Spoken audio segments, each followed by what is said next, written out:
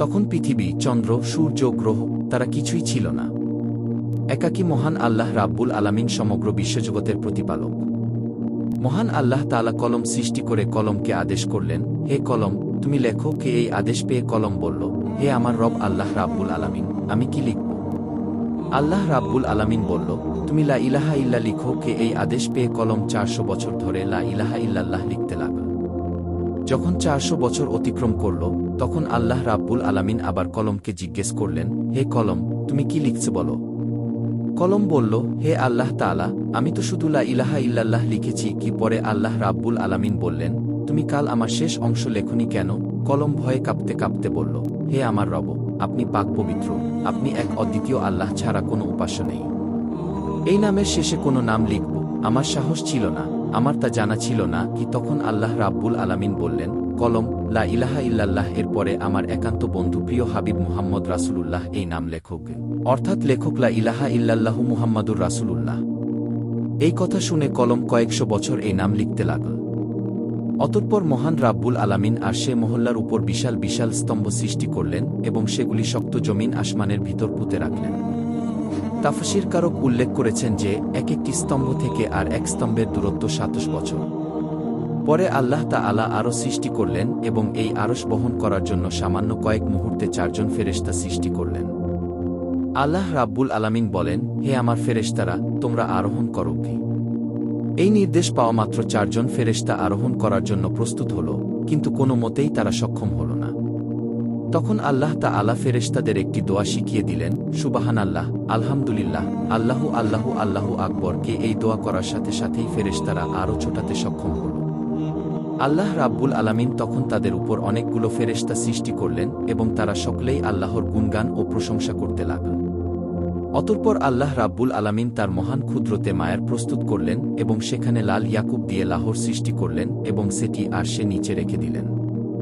অতঃপর আল্লাহ তাআলা কলমকে নির্দেশ দিলেন, এই অপূর্ব সৃষ্টি ও জ্ঞান এবং কিয়ামত পর্যন্ত সৃষ্টি জগতে যা কিছু ঘটবে তা তুমি এলাহি ব্যাপার খুঁজে লিপিবদ্ধ করো। কি মহান আল্লাহর এই নির্দেশ পেয়ে কলম বিসমিল্লাহির রাহমানির রাহিম লিখতে শুরু করলেন।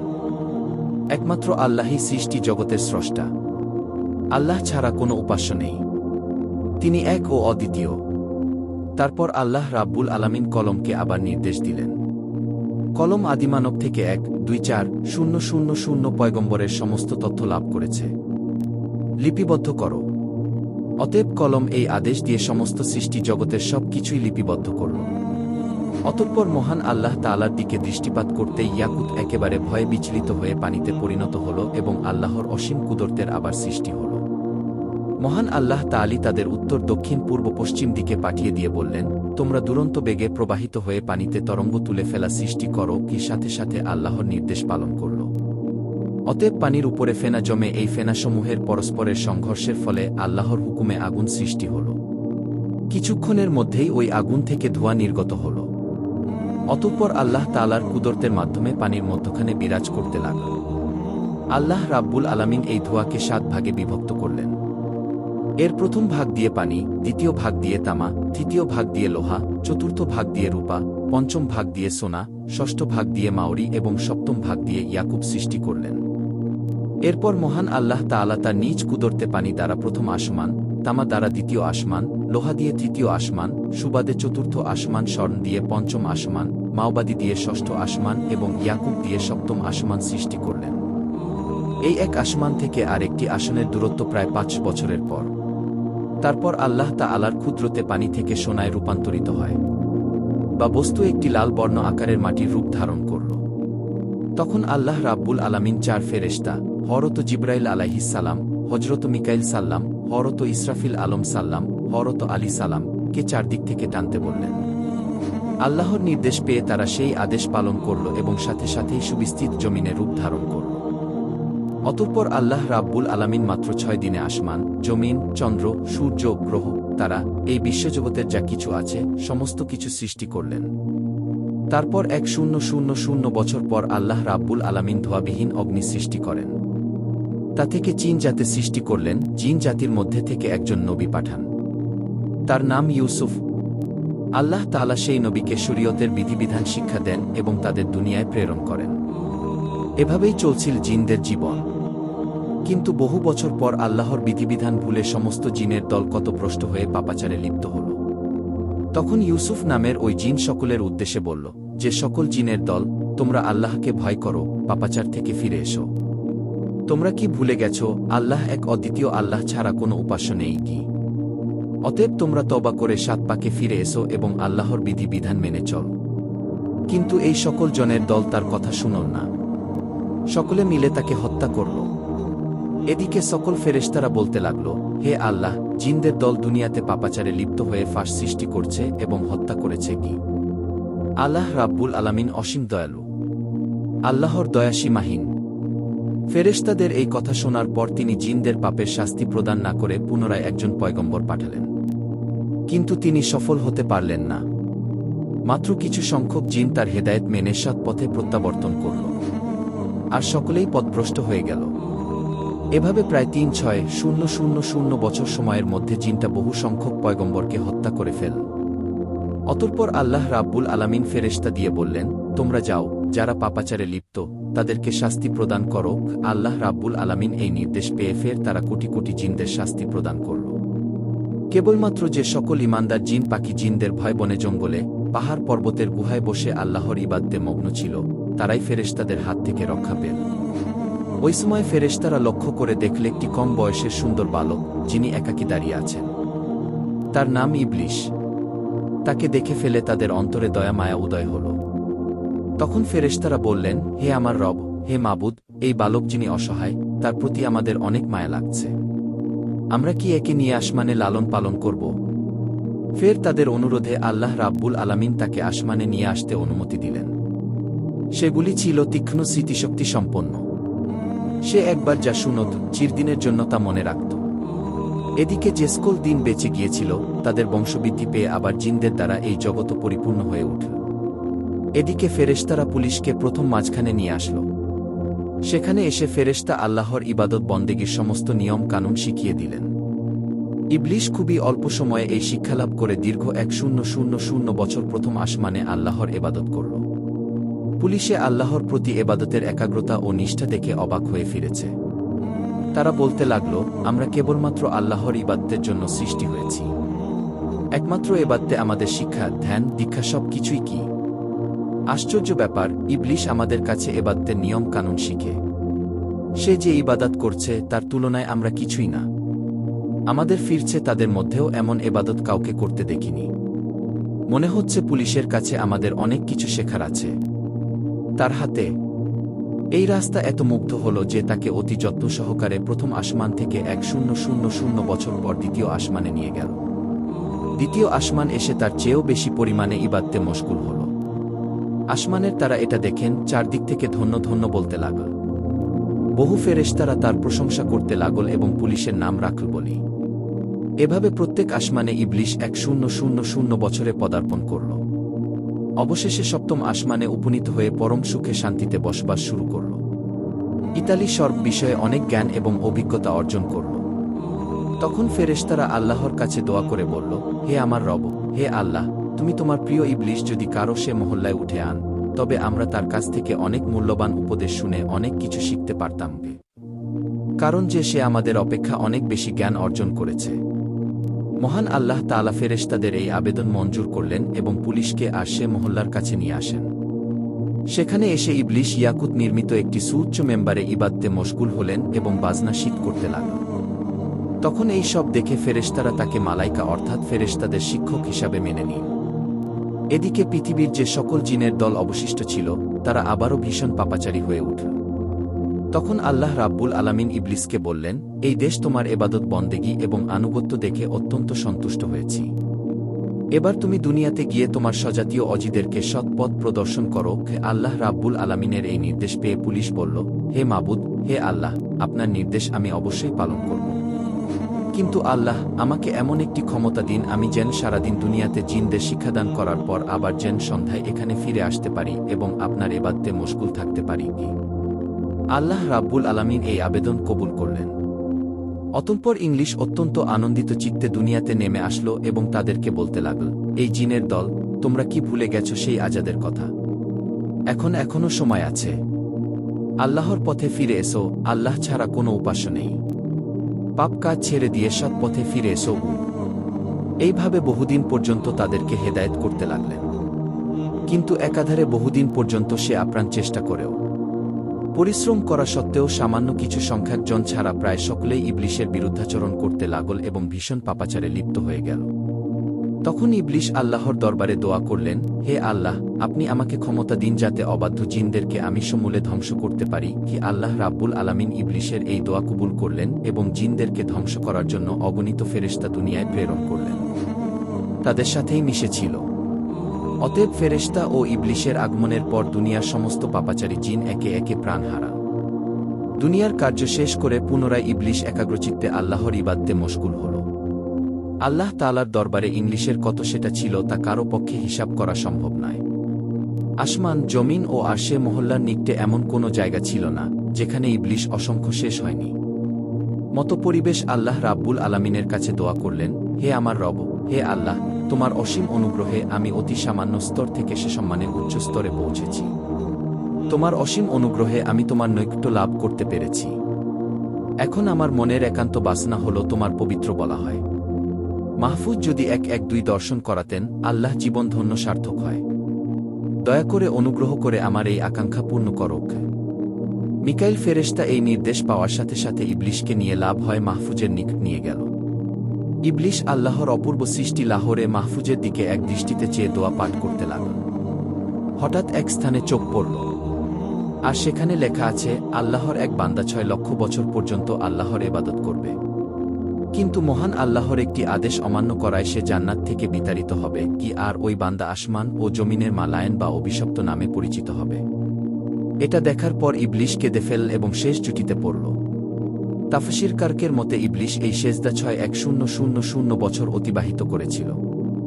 61000 বছর পর ইবলিশ মাথা তুলে দেখতে পেল তার সিজদার জায়গায় লিখিত রয়েছে, আল্লাহ বলিস উপর আল্লাহর অভিশাপ বর্ষিত হোক। কি এটা দেখে ইবলিশ আল্লাহর কাছে দোয়া করল, হে আমার রব, এই ইলিশকে আমি তাকে যথাযথ শিক্ষা দান করি কি? তার জবাবে মহান আল্লাহ তাআলা বললেন, কি অচিরেই তুমি তাকে দেখতে পাবে। কি এই কথা শুনে ইবলিশ সেখানে দাঁড়িয়ে 1000 বছর পর্যন্ত পাঠ করল।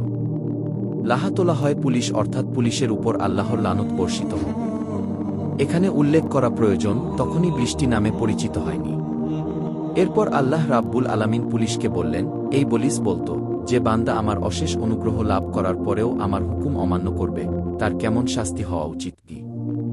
জবাব এই ব্রিজ বলল, হে আমার রব, মহান আল্লাহ রাব্বুল আলামিন এমন অকৃতজ্ঞ ব্যক্তির কঠিন শাস্তি এবং অভিশাপ বিস্মিত হওয়া উচিত কি? তখন আল্লাহ রাব্বুল আলামিন বললেন, তোমার এই কথাটা এক টুকরো শক্তিতে লিখে তোমার কাছে রেখে দাও, পরে তা কাজে আসতে পারে কি?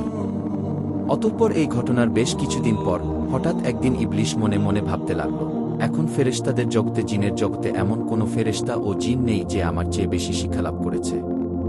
এখন ফেরেশতাদের থেকে আমার প্রভাব অতুলনীয়। আমার প্রভাব, প্রতিপত্তি ও ক্ষমতার সাথে মোকাবিলা করার মতো আর কেউ নেই। আমার মনে হয় মহান আল্লাহ রাব্বুল আলামিন সৃষ্টিজগতের পরিচালনার দায়িত্ব একমাত্র আমাকেই দিতে পারে কি? এই ঘটনার বেশ কিছুদিন পর আল্লাহ তাআলার একদল ফেরেশতা বলা হয়েছে যে একটি লেখা দেখতে পাই খুব শীঘ্রই। একজনের উপর আল্লাহর নাম ঘোষিত হবে। এই লেখা দেখে সমস্ত ফেরেশতাদের দল ভয়ে থরথর করে কাঁপতে লাগল। তা বলতে লাগল, না জানি কেউই হতভাগা, যার উপরেই দুর্ভাগ্য নেমে আসবে। সকল ফেরেশতারা দুশ্চিন্তায় পেরেশানি হয়ে কাঁদতে কাঁদতে তাদের ওস্তাদ ইবলিশের নিকট হাজির হল। ইবলিশ তাদেরকে দেখে বলল, কি ব্যাপার, তোমরা সবাই এমন করে কান্না করছো কেন? তখন ফেরেশতারা বলল, ওস্তাদ, লাহা মাহফুজের ওখানে লেখা আছে একজনের উপর আল্লাহর নাম বর্ষিত হবে। আমরা এই চিন্তায় এবং ভয়ে কান্না করছি। অর্থাৎ আপনি আমাদের জন্য দোয়া করুন যাতে আমরা আল্লাহ আদালত থেকে রক্ষা পেতে পারি। ইবলিশ তাদের এই সমস্ত কথা শোনার পর মুচকি হেসে আল্লাহ তাআলার দরবারে দোয়া করল, হে আমার রব, হে দয়াময় আল্লাহ, তুমি এই ফেরেশতাদের কার উপর লাগানো দিও না। আল্লাহ রাব্বুল আলামিন সাথে সাথে ইলিশের এই দোয়া কবুল করলেন। অতঃপর এর কিছুদিন পর একদিন ইবলিশ আর সে মহল্লার একখানা তথ্যের উপরে উজ্জ্বল নূর এর তরফে একটি লেখা দেখতে পায়। সেখানে লেখা ছিল, আউস বিল্লাহিনাস জন্য জিন অর্থাৎ বিতাড়িত শয়তান হতে আল্লাহ তাআলার নিকট সাহায্য প্রার্থনা করছি। কে এই লেখা দেখার পর ইবলিশ অত্যন্ত বিস্মিত হয়ে আল্লাহর নিকটে জিজ্ঞাসা করল, হে আমার রব, কে সেই পাপিষ্ঠ শয়তান যা থেকে রক্ষা পাবার জন্য তোমার কাছে প্রার্থনা করার কথা লেখা আছে? আল্লাহ রাব্বুল আলামিন বলেন, অতি শীঘ্রই তুমি তাকে চিনতে পারবে কি। এদিকে বিপর্যয় সৃষ্টিকারী জিনদের থেকে জগৎকে মুক্ত করার পর আল্লাহ রাব্বুল আলামিন ঘোষণা করল, আমার ফেরেশতারা জমিনে আমার এক নতুন খলিফা সৃষ্টি করব। এই ঘোষণা শোনার পর সমস্ত ফেরেশতাদের দল আল্লাহ তাআলার কাছে বললেন, হে আমার রব, হে দয়ামা আল্লাহ, আপনি কি এমন প্রতিনিধি সৃষ্টি করতে চান যে জামিনে ফাসাদ রাহাজানি সৃষ্টি করবে? এর আগে যেমনটা হয়েছিল, আমরা তো আপনার পবিত্রতা ও প্রশংসা করি। তখন আল্লাহ রাব্বুল আলামিন বলেন, নিশ্চয়ই আমি জানি, তোমরা জানো না কি। অতঃপর আল্লাহ রাব্বুল আলামিন জিব্রাইল আলাইহিস সালামকে আদেশ দিলেন, হে জিব্রাইল, তুমি যাও, জলের উপরিভাগ থেকে এক মুষ্টি মাটি নিয়ে আসো। জিব্রাইল আলী সালাম এই নির্দেশ পেয়ে তখনই জমিতে নেমে আসলো, যেখানে বর্তমানে কাবা উপস্থিত। সেখানে সর্বপ্রথম এক মুষ্টি মাটি নিতে চায়, কিন্তু জমি বলে উঠল, জরাইল, আমার নিকট থেকে মাটি নিয়ে না। এই মাটি থেকে আল্লাহ রাব্বুল আলামিন তার যে খলিফা বা প্রতিনিধি সৃষ্টি করবেন, তাদের সন্তান সন্ততি শাস্তিযোগ্য হবে। আমি অসহায়, মাটি আল্লাহর শাস্তি ভোগ করার শক্তি আমার নেই কি? এই কথা শোনার পর হযরত জিবরাইল আলী সালাম মাটি না নিয়ে ফিরে আসেন। এরপর একে একে মিকাইল, ইসরাফিল সকল ফেরেশতাকে মাটি আনার জন্য সেখানে পাঠানো হল, কিন্তু তারা সবাই এভাবে মাটি না নিয়ে ফিরে আসলো। অবশেষে আল্লাহ রাব্বুল আলামিন হযরত আজরাইল ফের তাকে বললেন, হে আজরাইল, তুমি জমিন থেকে এক মুষ্টি মাটি নিয়ে আসো। আল্লাহ রাব্বুল আলামিনের এই নির্দেশ পেয়ে যায় ফেরেশতা সাথে সাথে জমিনে নেমে আসলেন। অতঃপর জমি আগের মতো আল্লাহর কসম করে মাটি দিতে নিষেধ করলেন। তখন আজরাইল ফেরেশতা বললেন, জমি, তুমি যার কসম দিচ্ছ, আমি সেই মহান আল্লাহর নির্দেশে এখানে এসেছি। আমি সেই মহান আল্লাহ তাআলার আদেশ অমান্য করতে পারব না। অতএব এক মুষ্টি মাটি নিয়ে যাবি। এই কথা বলার পর আজ আর ফেরেশতা এক মুষ্টি মাটি নিয়ে মধ্যজগতে চলে গেলেন।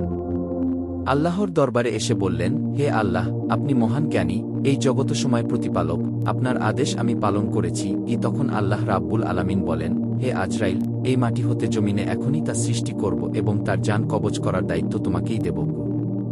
তখন আজরাইল ফেরেশতা বললেন, হে আমার রব, হে মহান আল্লাহ, আপনি যদি এই দায়িত্ব আমাকে দেন, তাহলে আপনার বান্দারা আমাকে দুশমন ভাবে কি? তখন আল্লাহ রাব্বুল আলামিন বলেন, হে আজরাইল, প্রত্যেক বান্দা তার মৃত্যুবরণ করার আগে একটিও শিলা তৈরি হবে, ফলে কেউ তোমাকে দুশমন ভাবে না কি? অতঃপর আল্লাহ রাব্বুল আলামিন ফেরেশতারা ওই এক মুষ্টি মাটিকে তাই ও মক্কার শরীফের মাঝখানে রেখে দেন। তখন আল্লাহর রহমতের বৃষ্টি তার উপর বর্ষিত হয়। এভাবে 2 বছর সেই মাটি বৃষ্টিতে ভিজে কাদায় পরিণত হল। 6ষ্ঠ বছরে শুকনো মাটিতে রূপান্তরিত হল এবং 8ম বছরে হযরত আদম আলী সালাম এর আকৃতি সৃষ্টি হল। অতঃপর একদিন ইবলিস 7,000 ফেরেশতা এর সাথে নিয়ে হযরত আদম আলী সালাম এর নিকট এসে দেখে তার দেহ পিঞ্জ মাটিতে পড়ে রয়েছে। এ সময় ইবলিস তার প্রতি অসম্মানের দৃষ্টিতে দেখে। তারপর অন্য একদিন রেস্তোরাঁয় বসে বললেন, আল্লাহ রাব্বুল আলামিন এই মাটি হতে প্রতিনিধি সৃষ্টি করবে কি?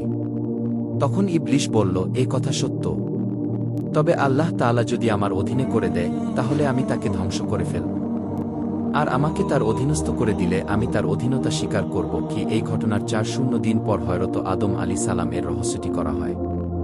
অতঃপর আল্লাহ রাব্বুল আলামিন সকল ফেরেশতাকে বললেন, হে ফেরেশতারা, তোমরা সকলেই আদমকে সেজদা করো। ও সকল ফেরেশতারা হযরত আদম আলী সালামকে সেজদা করল, কিন্তু ইবলিসের যা করল না। তখন আল্লাহ রাব্বুল আলামিন বললেন, এই দেশ যাকে আপন হাতে সৃষ্টি করা হয়েছে, তাকে সেটা করতে এসে তোমাকে বাধা দিল, এটা তো তুমি অহংকার করলে কি? তখন ইবলিস বলল, আমি তার চেয়ে শ্রেষ্ঠ। হে আল্লাহ, আপনি আমাকে আগুন দিয়ে সৃষ্টি করেছেন আর তাকে মাটি দিয়ে সৃষ্টি করেছেন কি? তখন আল্লাহ রাব্বুল আলামিন বলেন, হে ইবলিস, এখান থেকে বেরিয়ে যাও, কারণ এখন তুই অভিশপ্ত হয়েছিস, তোর উপর কিয়ামত পর্যন্ত লানত থাকবে কি?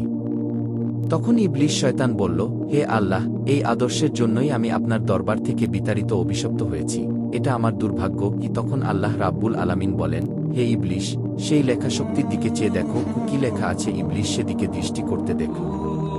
সেখানে লেখা আছে, আল্লাহর বান্দা আল্লাহর নির্দেশ অমান্য করবে, আর তার শাস্তি হচ্ছে আল্লাহর লানত কি, অর্থাৎ আল্লাহর রহমত থেকে বঞ্চিত হয়ে যাবে। এই লেখা পার করার পর ইবলিস অত্যন্ত নিরাশ ও লজ্জিত হয়ে বললেন, হে আমার রব, আমাকে অবকাশ দিন সে কিয়ামত দিবস পর্যন্ত। আমার দ্বিতীয় আবেদন হল, আমাকে আদম সন্তানের মস্তিষ্কের ভিতরে প্রবেশের সুযোগ দিন, আর আমাকে তাদের দৃষ্টির অন্তরালে রাখুন, যেন আমি তাদেরকে সবসময় ধোঁকা দিতে পারি। আপনার ইজ্জতের কসম, আমি তাদের সবাইকে পথভ্রষ্ট করব। তখন আল্লাহ রাব্বুল আলামিন বললেন, তোকে এবং তোর অনুসারীদের দিয়ে জাহান্নাম ভর্তি করব। তবে তাদেরকে নয়, যারা ঈমানদার আল্লাহ তাআলা যারা আল্লাহর পথে থাকবে কি।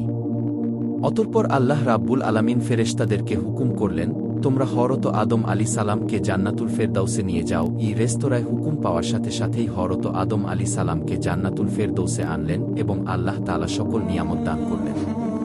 প্রিয় দর্শক, আপনারা যদি চান এর পরের পার্ট, তাহলে অবশ্যই আপনার মন্তব্য লিখে জানাতে ভুলবেন না।